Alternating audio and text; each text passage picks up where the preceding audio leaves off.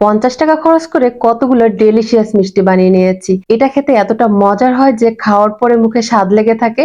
1-2 piece খেলেও কিন্তু মন ভরবে না।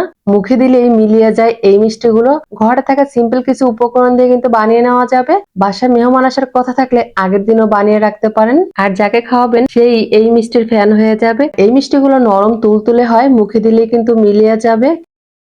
এখানে নিয়েছি হাফ কাপ কুসুম গরম দুধ, নিয়েছি 1 চা চামচ ইস্ট, 2 চা চামচ চিনি, সবকিছু নেড়েচেড়ে মিশিয়ে নিব। এখানে দিয়ে দিলাম একটা ডিম আর 1 চিমটি পরিমাণ লবণ বা পরিমাণ মতো লবণ, সবকিছু ভালো করে মিশিয়ে নিলাম। এরপরে এখানে দিয়ে দিলাম প্রথমে 1 কাপ ময়দা, তারপর অল্প অল্প করে আরো 1 কাপ ময়দা দিয়েছি। হাফ কাপ দুধের মধ্যে 2 কাপের মতো ময়দা লাগছে। মেখে নেওয়ার পরে এখানে দিয়ে দিলাম 2 টেবিল চামচ সয়াবিন তেল, তেলটা দিয়ে ভালো করে মেখে নিব আর সফট একটা ডো বানিয়ে নিব। এই তো ডোটা বানিয়ে নিয়েছি, এটাকে এখন রেস্টে রাখবো 30 মিনিটের জন্য। এখানে কড়াইয়ের মধ্যে দিয়ে দিলাম 2টা ডিমের কুসুম, সাদা অংশ দেইনি। দিয়ে দিলাম 2 টেবিল চামচ চিনি, মিষ্টিটা যার যার পছন্দ মতো দিতে পারেন। আর দিয়ে দিলাম 2 টেবিল চামচ কর্নফ্লাওয়ার আর 2 টেবিল চামচ গুঁড়া দুধ। এরপরে দিয়ে দিলাম 1 কাপ পানি, ভালো করে সবকিছু একসঙ্গে মিশিয়ে নিব। চাইলে লিকুইড দুধ ব্যবহার করতে পারবেন। 30 মিনিট পরে ফিরে আসছি, ডোটা ফুলে কিন্তু ডাবল হয়ে গিয়েছে। ডোয়ের মধ্যে থেকে বাতাসটা বের করে একটু মথে নিব। তারপর এটা দিয়ে আমি ছোট ছোট লেচি বানিয়ে নিব। আমি 5টা লেচি বানিয়ে নিয়েছি, বলের মতো বানিয়ে নিয়েছি। এখন এগুলো দিয়ে আমি রুটি বানিয়ে নিব। একটু বেলুন দিয়ে বা হাত দিয়ে লম্বা করে বেলে নিব।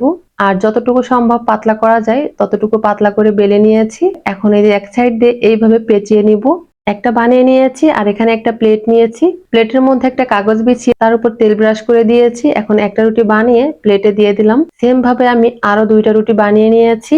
এই যে এখন এগুলাকে আমি ঢেকে রাখবো 10 মিনিটের জন্য। ওই যে দুধ আর ডিমের কুসুমটা যে মিশ্রণ তৈরি করে রেখেছিলাম সেই মিশ্রণটা চুলার উপর বসিয়ে এখন অনবরত নেড়ে চেড়ে নিব। এটা কিন্তু নাড়া বন্ধ করা যাবে না, তাহলে জমাট বেঁধে যাবে।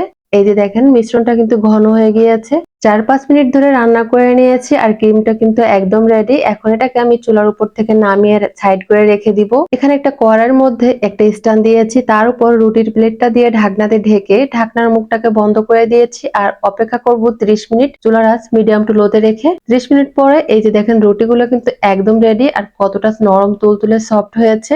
আর অন্য সাইডেও কিন্তু খুব সুন্দর একটা কালার আসছে। আপনারা চাইলে কিন্তু এগুলো ওভেনেও বেক করতে পারবেন, তাহলে কিন্তু আরো বেশি সুন্দর হবে। এখন এই রুটিগুলো আমি মাঝখান থেকে কেটে নিব।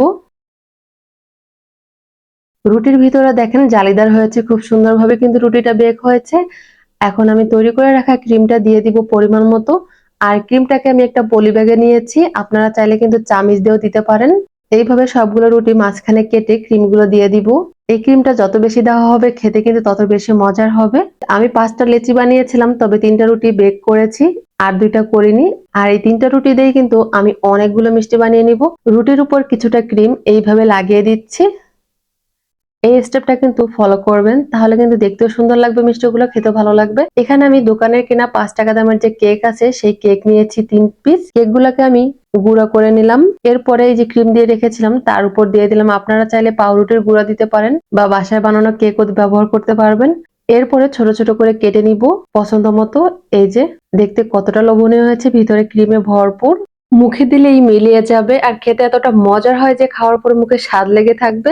সবগুলো মিষ্টি রেডি করে নিয়েছি আর দেখেন এখন কতটা লোভনীয় লাগছে। এই মিষ্টিটা 1-2 পিস খেলেও কিন্তু মন ভরবে না, এটা খেতে ভীষণ মজার হয় আর নরম তুলতুলে হয়েছে। আর যাকে খাওয়াবেন সেই এই মিষ্টির ফ্যান হয়ে যাবে। রেসিপি ভালো লাগলে একবার হলেও তৈরি করবেন, আশা করি সবার কাছে খেতে ভালো লাগবে।